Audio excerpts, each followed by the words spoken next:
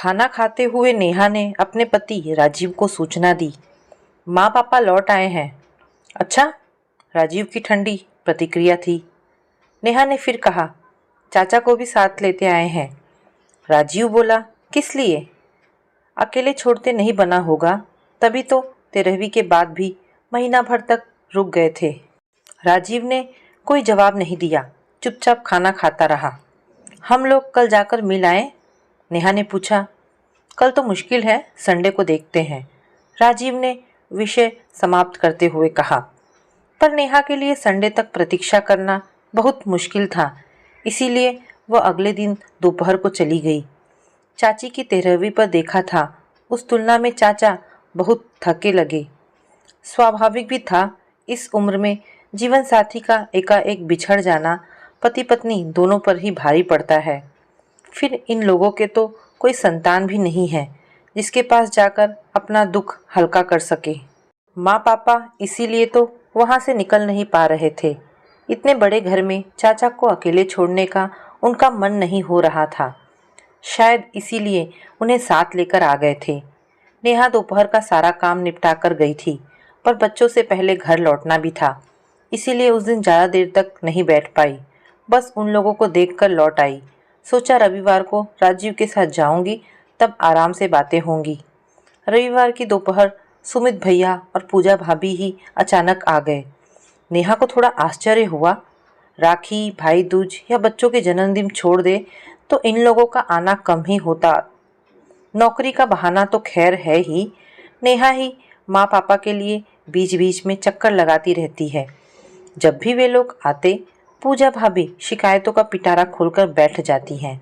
सास ससुर की सेवा करते करते वह कितना पस्त हो चुकी हैं, यह जताना वह कभी नहीं भूलती। और अब तो घर में एक और व्यक्ति का इजाफा हो गया है। बेचारी कितनों की सेवा करेगी। वह मानसिक रूप से सब कुछ सुनने के लिए तैयार ही थी। भाभी ने भी जरा सा भी समय नहीं गंवाया और शुरू हो गई। उनकी नौकरी, बच्चों की पढ़ाई, छोटा सा घर, घर में 3-3 बुजुर्ग, समस्याओं का अंत नहीं था। पापा एक बार हमसे पूछ तो लेते। भैया ने पहली बार मुंह खोला। वैसे बात उनकी ठीक ही थी। मैं चाचा को अपने पास ले आती हूँ, नेहा ने अपनी तरफ से समस्या का समाधान किया। नहीं नेहा, अभी उन्हें आए हफ्ता भी नहीं हुआ है, वे क्या सोचेंगे? इससे तो बल्कि तुम एक काम करो, भैया ने गला साफ करते हुए कहा। तुम माँ पापा को थोड़े दिन अपने पास बुला लो, उन्हें चेंज भी हो जाएगा और हम लोग चाचा को ठीक से रख पाएंगे। अभी तो उनकी ढंग से सोने की व्यवस्था भी नहीं हो पाई है। बेचारे ड्राइंग रूम में दीवान पर सोते हैं। नेहा ने पति राजीव की ओर देखा। इस प्रस्ताव पर उनकी सहमति आवश्यक थी, पर वे टीवी पर मैच देखने में मशगूल थे। ऐसी फालतू बातों की ओर ध्यान देने की उन्हें फुर्सत नहीं थी। वह अच्छी तरह जानती थी कि टीवी देखने का कितना भी नाटक कर ले, कान उनके हमारी बातों पर ही थे। इसका प्रमाण तुरंत मिल गया। भैया भाभी को विदा कर वह जैसे ही घर में दाखिल हुई, राजीव बोले, तुम्हारे भाई भाभी बड़े शातिर हैं। मतलब? जैसे ही सोने का अंडा देने वाली मुर्गी हाथ आई, माँ बाप को देश निकाला दे दिया। कैसी बातें कर रहे हैं? ठीक ही तो कह रहा हूँ, माँ बाप को तो पूरा निचोड़ लिया है। अब उनके पास कुछ नहीं है तो रवाना कर दो। चाचा के पास माल टाल है, उनके आगे पीछे भी कोई नहीं है, अब उन्हें निचोड़ेंगे। तभी तो तुम्हारा प्रस्ताव उन्हें मान्य नहीं हुआ। सोच रहे होंगे नेहा सारी मलाई ना गटक ले, हम टापते ही रह जाएंगे। वे बेचारे क्या जाने, उनकी बहन में इतने गट्स होते तो क्या बात थी। राजीव का इशारा वह समझ गई, पर चुप लगा गई।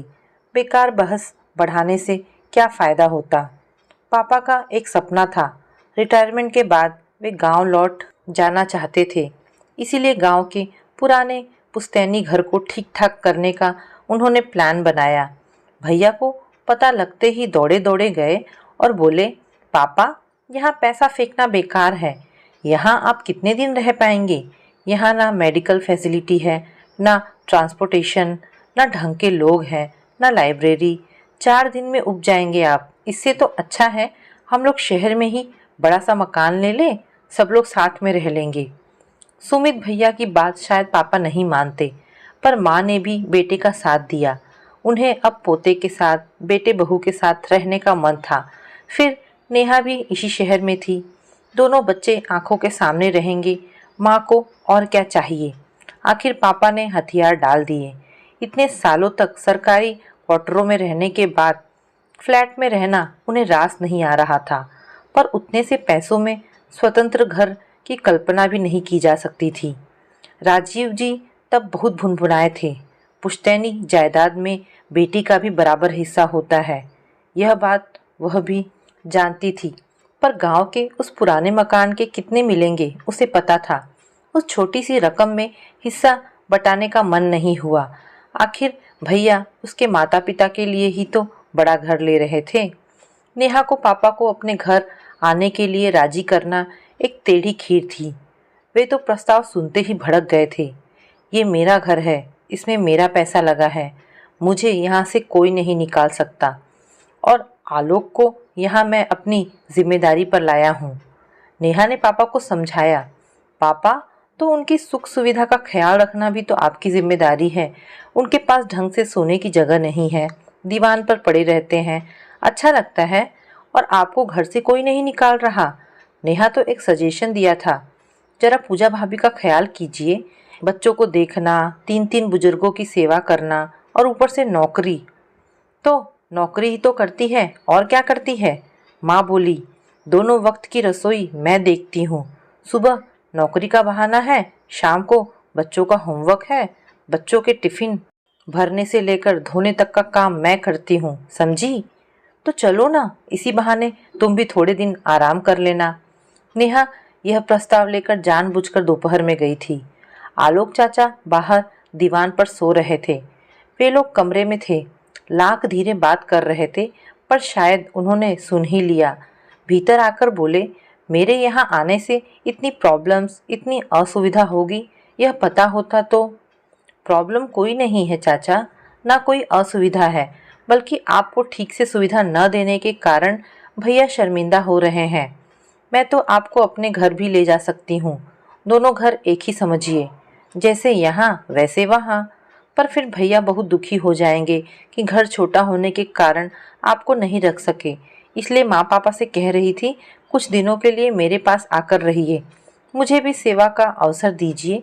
मेरा भी मन करता है, आपको भी थोड़ा चैन हो जाएगा, और एक ही शहर में तो है, मिलना जुलना होता ही रहेगा। पता नहीं कैसे क्या हुआ, पर एक दिन माँ पापा नेहा के पास रहने आ गए। शायद भाभी ने तेवर दिखाए होंगे, या चाचा के सामने कलह कलेश नहीं चाहते होंगे। वे लोग नेहा के घर आ गए। उसने गेस्ट रूम उनके लिए सुसज्जित कर दिया, अपने बेडरूम वाला टीवी लाकर वहां लगा दिया, पापा की पसंद का अखबार चालू कर दिया, कुछ पत्रिकाएं कमरे में रखवा दी।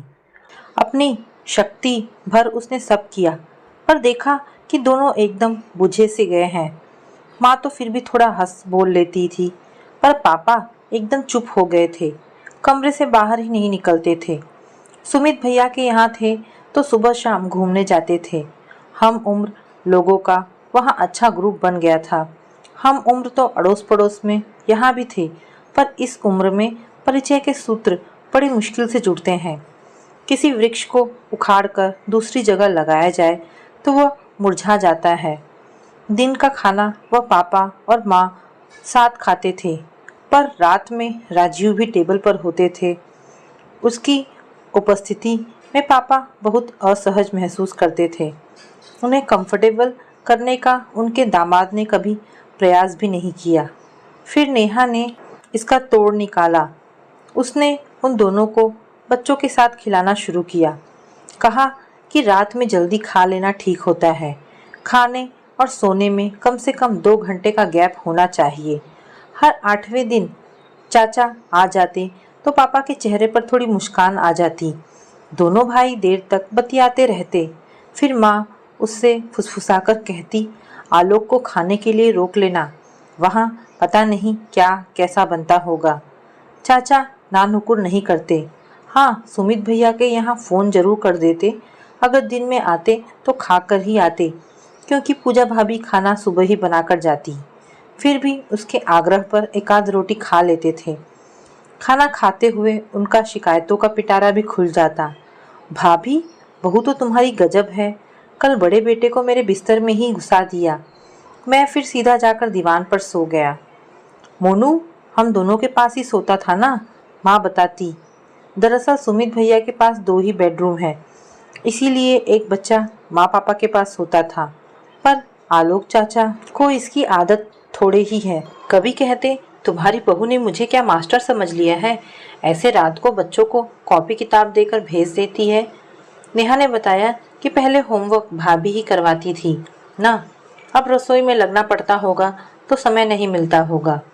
आलोक चाचा ने कहा, रसोई तो वो जैसे बनाती है ठीक ही है। मैं तो हैरान हूँ, भाई साहब कैसे खा लेते थे। ये तो इतने मीन मेख वाले हैं। तुम्हारी चाची तो घबराती थी। माँ ने उत्तर दिया, मेरे रहते आपके भाई साहब को किसी और के हाथ का खाने की जरूरत ही नहीं पड़ती ना। भाभी की भी शिकायतें कम ना थी। वह कहती, चाचा जी दोपहर को आपके यहाँ गए थे क्या? काम वाली ताला देखकर लौट गई। अब कपड़ों का और बर्तनों का ढेर पड़ा है मेरे लिए। नेहा, पता है आज बच्चों को पड़ोस से चाबी लेकर दरवाजा खोलना पड़ा। नेहा, कल रात हम पिक्चर जा रहे थे। चाचा जी ने कहा बाहर से ताला लगाकर जाना। मैं आधी रात को उठकर दरवाज़ा नहीं खोलूंगा। नेहा को ये सब सुनकर बहुत मज़ा आता। भाभी को माँ पापा की अहमियत का अब पता चलेगा। उनके भरोसे दोनों कितने निश्चिंत थे। ना घर की फिक्र थी, ना बच्चों की। वह सोच रही थी, ब्रेकिंग पॉइंट बस आने ही वाला है। उससे पहले ही एक दिन चाचा सूटकेस सहित घर में दाखिल हुए। कहीं ये रहने तो नहीं आ गए? राजीव जी की प्रतिक्रिया की कल्पना से ही उसे डर लगने लगा। पर चाचा ने ज़्यादा देर तक पशुपेश में नहीं रखा। उससे एक गिलास पानी मंगवाकर पिया और फिर माँ पापा के चरण छूकर बोले, कुछ दिनों के लिए घर जा रहा हूँ। एकदम कैसे? लौटकर बताता हूँ, उन्होंने कहा और बाहर खड़ी ऑटो रिक्शा में जाकर बैठ गए। माँ की तो जान ही सूख गई। ये एकदम कहाँ चल दिए? किसी ने कुछ कह तो नहीं दिया? बड़े चाव से हम लोग उन्हें लेकर आए थे, पर अब खुद ही शरणार्थी बन गए हैं। क्या करें? माँ प्लीज़, अपने आप को शरणार्थी मत कहो। तुम कहीं सड़क पर नहीं पड़ी हो, अपनी बेटी के घर में हो, जो तुम्हें आदर मान से लेकर आई है। और रही चाचा की बात, तो वो बोले हैं ना कि लौटकर बताता हूँ, तो इसका मतलब है वे वापस आएंगे, घर बार एक बार देखने गए होंगे। उनके इस आकस्मिक प्रस्थान से भैया भाभी भी परेशान हो गए थे। भाभी तो बार बार उससे उनका प्रोग्राम पूछती। जैसे जैसे दिन बीत रहे थे, भाभी का धैर्य समाप्त होता जा रहा था। एक दिन बोली, नेहा, मैं सोचती हूँ मम्मी पापा को घर पे ले आऊँ। कब तक चाचा जी की राह देखेंगे? और इसी बीच अगर चाचा आ गए तो उन्हें तुम रख लेना। नेहा ने भी एक वाक्य महीनों से रट रखा था। उसने फौरन पूजा भाभी को सुना दिया। भाभी, मेरे माँ बाप को आपने क्या फुटबॉल समझ रखा है, जो उन्हें जब चाहोगी जिधर चाहोगी लुढ़का दोगी? यह बात कहकर उसे इतना हल्का महसूस हुआ था, लेकिन दूसरी तरफ भाभी का मुंह जरूर सूज गया होगा। एक दिन सबकी प्रतीक्षा का अंत हुआ। चाचा मिठाई का पैकेट लेकर पधारे। माँ पापा को प्रणाम करके उसे बोले, जमाई राजा घर में है ना, बुलाओ भाई, दोनों को जोड़े से निमंत्रण दूंगा। राजीव ऑफिस से लौटकर फ्रेश होने गए थे। शायद उन्हें चाचा की बुलंद आवाज़ वहीं सुनाई दे गई थी। वॉशरूम से निकलते हुए बोले, तुम्हारे चाचा जी फिर से शादी वादी कर रहे हैं क्या? कैसी बात कर रहे हैं? प्लीज़ जल्दी से कपड़े बदल कर बाहर आइए। जमाई राजा के ड्राइंग रूम में आते ही चाचा उठ खड़े हुए। नाटकीय ढंग से उन्होंने दोनों के हाथ में मिठाई का डब्बा पकड़ाया और हाथ जोड़कर कहा, आपके शहर में एक छोटा सा आशियाना ले लिया है। रविवार को छोटी सी पूजा रख ली है ताकि गृह प्रवेश की रस्म भी हो जाए। तुम लोग और सुमित बेटे का परिवार, बस इतने ही लोग रहेंगे। अभी बहुत लोगों को तो मैं जानता भी नहीं हूँ। चाचा जी की बात सुनकर आश्चर्य तो हुआ, पर उन्हें बधाई देने में कोई कंजूसी नहीं की। चाय पीते हुए चाचा ने कहा, भाभी और भाई साहब को साथ लेकर जाता हूँ। सब कुछ इन्हीं को करना है। मुझे तो कुछ आता जाता नहीं है। और नेहा ने देखा माँ और पापा अपनी अपनी सूटकेस लेकर एकदम तैयार खड़े थे। शायद उन्हें पहले से सूचना मिल गई होगी। माँ पापा के जाते ही घर एकदम सूना हो गया। घर में दो प्राणी कम हो जाते हैं तो खालीपन तो व्यापता ही है। पर उसके उदास होने का कारण यह था कि वह जानती थी कि वे दोनों अब लौटकर यहाँ नहीं आएंगे। चाचा के अपने घर जाने के बाद भैया भाभी उन्हें अपने घर ले जाएंगे। शहर के बाहर सीमेंट का जंगल उग आया था। उन्हीं कॉलोनियों में से एक में चाचा का नया फ्लैट था। 2 BHK सुंदर था। बाहर गैलरी थी, भीतर वॉशिंग स्पेस थी, वेट गैलरी थी। खास बात यह कि बिल्डिंग में लिफ्ट की सुविधा थी। चाचा अपने साथ पुराने सेवक को भी ले आए थे और गृहस्थी का सामान भी। माँ ने रामू काका के साथ मिलकर 2 दिन में घर ठीक से जमा दिया था। 2-3 बक्से अब भी खुलने को बाकी थे, पर ज़रूरत का सामान सब निकल आया था। माइक्रो से लेकर फ्रिज तक रसोई में हर चीज़ मौजूद थी। चाचा शायद जाने से पहले सारा इंतज़ाम कर गए थे, क्योंकि हर कमरे में AC लग गया था। हर बाथरूम में गीजर फिट था। पलंग भी नए लग रहे थे। माँ ने अपना वाला कमरा तो ऐसे जमा लिया था जैसे हमेशा यहीं रहना है। चाची बहुत शौकीन थी। उनकी पसंद भी बहुत ऊंची थी। उनकी क्रॉकरी, बर्तन, पर्दे, चादरें सब आला दर्जे के होते थे। पूजा भाभी हर चीज़ को छूकर उलट पुलट कर देख रही थी। मन ही मन कीमत का अंदाज़ा लगा रही थी। पूजा अच्छे से संपन्न हो गई। खाना भी बहुत अच्छा था। बहुत दिनों बाद माँ को रसोई का एकदम राज मिला था। किसी का अंकुश नहीं था, इसीलिए उन्होंने बहुत मन लगाकर खाना बनाया था। खाने के बाद सब हॉल में बैठकर गपशप कर रहे थे कि एकाएक पूजा भाभी ने पूछा, मम्मी जी, ये सब समेटने में आपको एक आध दिन तो लग ही जाएगा ना? मैं आप लोगों को लेने परसों आ जाऊं या चाचा जी छोड़ देंगे? ये लोग अब कहीं नहीं जाएंगे। चाचा ने निर्णायक स्वर में कहा, हम तीनों बूढ़े प्राणी यहीं रहेंगे और ये चौथा बूढ़ा रामू लाल हमारी सेवा करेगा। क्षण भर को हॉल में चुप्पी छा गई। यह प्रस्ताव सबके लिए एकदम अप्रत्याशित था। बड़ी देर बाद सुमित भैया की आवाज़ निकली, चाचा, ये अचानक नहीं बेटे, बहुत दिनों से प्लानिंग कर रहा था। भाई साहब की इच्छा थी कि मैं अब उन लोगों के साथ रहूं। मुझे भी यह प्रस्ताव अच्छा लगा था, इसीलिए मैं उनके साथ चला आया।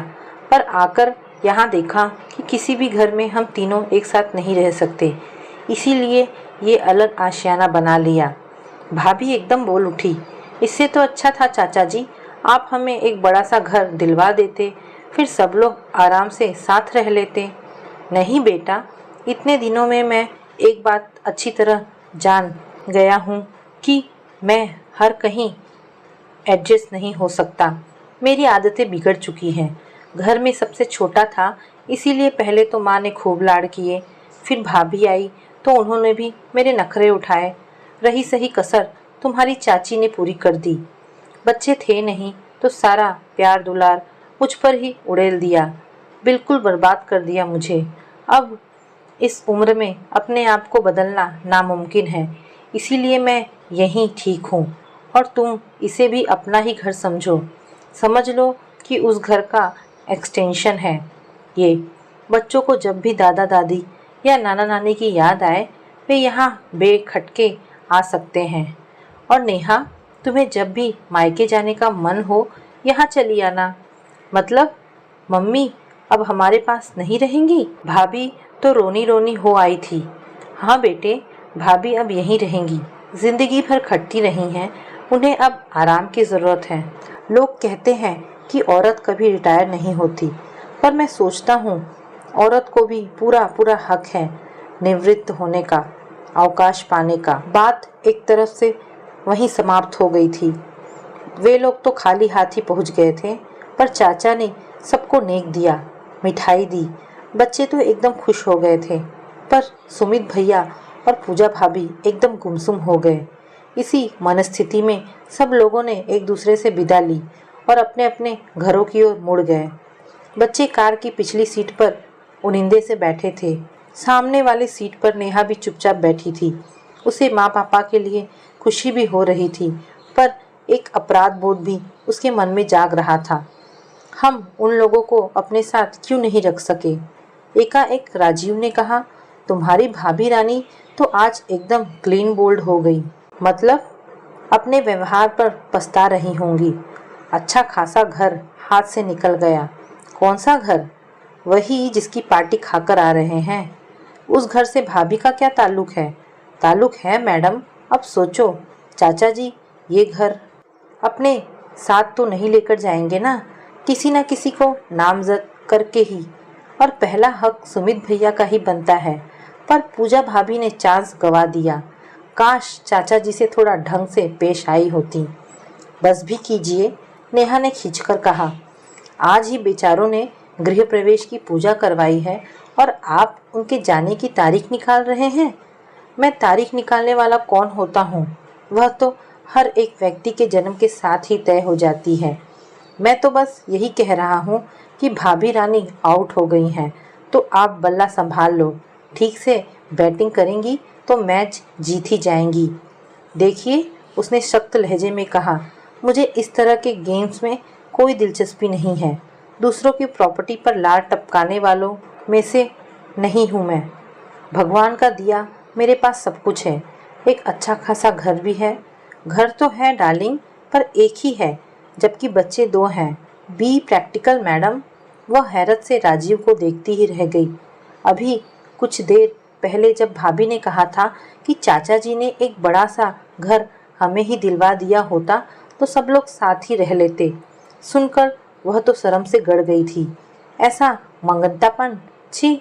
और ये महारानी साथ में रहेंगी? उसकी शिकायतों का पिटारा कभी ख़त्म ही नहीं होता। पता नहीं चाचा जी कितनी चाय पीते हैं। मैं तो कप प्लेटें धो धोकर थक जाती हूँ। इस आदमी के खाने के इतने नखरे हैं कि क्या बताऊँ। नेहा, सच कह रही हूँ, कपड़ों का ढेर निकलता है प्रेस के लिए। मेरा तो सारा बजट ही गड़बड़ा जाता है। इस आदमी का इतना भी आसरा नहीं है कि बच्चों को सौंप कर सेकंड के लिए भी जा सकें। जिसके खिलाफ इतनी शिकायतें हैं, उन्हीं से बड़े से मकान की फरमाइश हो रही है। बेशर्मी की भी कोई हद होती है। और उसकी बगल में बैठा यह आदमी, उसका पति, इसने तो भाभी को भी मात कर दिया है। पहली फुर्सत में इसने चाचा की वसीयत लिख डाली। वह सोचने लगी, चाचा गिद्धों की ये कैसी जमात तुम्हारे आसपास इकट्ठा हो गई है। और उसका मन कड़वाहट से भर गया। तो दोस्तों, ये कहानी यहाँ पर समाप्त होती है। आपको ये कहानी कैसी लगी मुझे कमेंट करके अवश्य बताएं। धन्यवाद दोस्तों।